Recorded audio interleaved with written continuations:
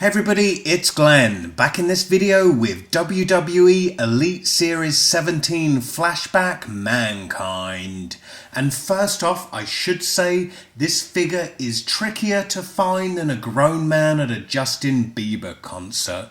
To score this figure, I had to darken the doors of Toys R Us and stalk their action figure aisle every day for about 2 weeks. I'm telling you, if Toys R Us was a pretty lady, she so would have applied for a protection order against me by now. So finally, here he is in my clutches.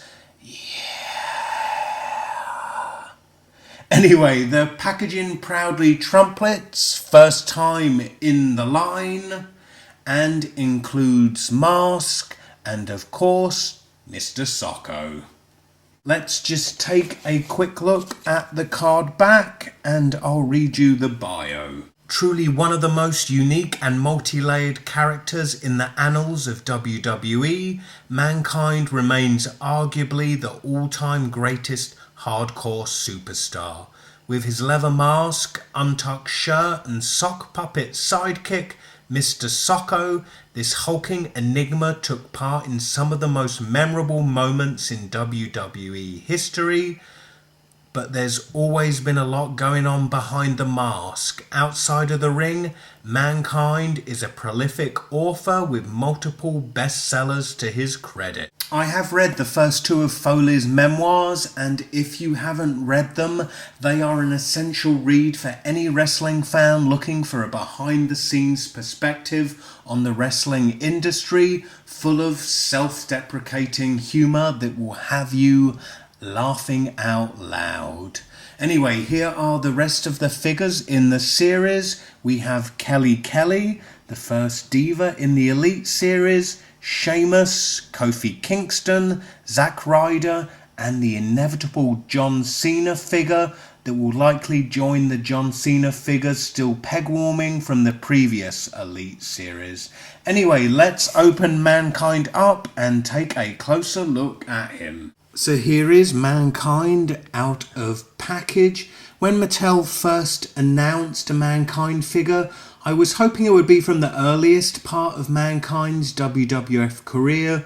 You know, when he wore that brown costume, sat cross-legged in the corner of the ring, rocking like a lunatic and feuded with The Undertaker. I guess inevitably the Mankind figure they released was always going to be him in his classic white shirt and black tie look that he wore during the Attitude Era, which is how he is best remembered, I guess. And who knows, down the line we may get the further faces of Mick Foley. Dude Love, Cactus Jack, anyone? Concerning accessories, as mentioned, we get his mask and Mr. Socko. Mr. Socko, for the uninitiated, being a sock puppet that Mankind would apply to his hand before applying the mandible claw to an opponent, i.e. shoving his hand with a dirty sports sock on it down an opponent's throat. The sock is fabric with printed face details on it and is removable, as is his mask. Now they've done this quite cleverly. The mask actually unclips from the back of his head like thus, and then also unclips from the sides, revealing Mick's not so pretty face underneath. And all the attention to detail we come to expect from an Elite figure is there. Nice facial likeness to the wrestler, to things like they didn't go for a bright white shirt. It's a kind of dirty effect to the shirt, which really suits Mankind. So I'll just quickly go over the articulation on the figure. The head rotates side to side as much as his hair allows. There's a little bit of up and down motion to the hair. His arms rotate 360 degrees at the shoulder and move up and down. Single jointed elbow. His wrist rotates 360 degrees and moves up and down. He rotates 360 degrees at the waist. I'm sure, yes it is, the shirt is hiding a diaphragm joint there, meaning he moves back and front at the diaphragm there.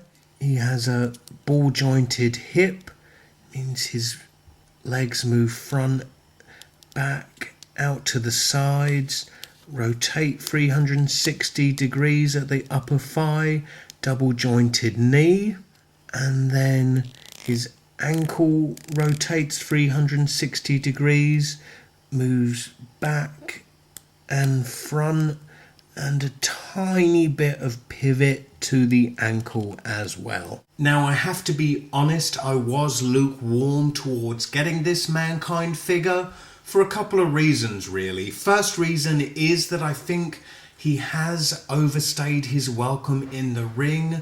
As old and broken as his body is, to keep plugging away in the ring, he's only diminishing just how good Foley was at his peak. Great moments like diving off the top of Hell in a Cell, etc. Secondly, I just so happened to study at a school on Long Island, New York, which just so happened to be in the town Foley is from. So one weekend I decided to go to the movies and take in the sights and sounds of Charlie's Angels 2 Full Throttle, and lo and behold, who was there? Yep, you guessed it, I share the same crap taste in movies as one Mick Foley. Now, any fan of wrestling will know Foley as the jovial, lovable clown of wrestling, yet in complete contrast to that, in person I've never got such an arsehole vibe from somebody. Total don't talk to me, don't look at me, don't even breathe the same air I breathe. Yet in spite of that, with the lengths I went to get this figure, I'm rejoicing in having him like I just discovered the cure for cancer. Please comment, rate, share and subscribe, and I hope to see you in the next video. Bye.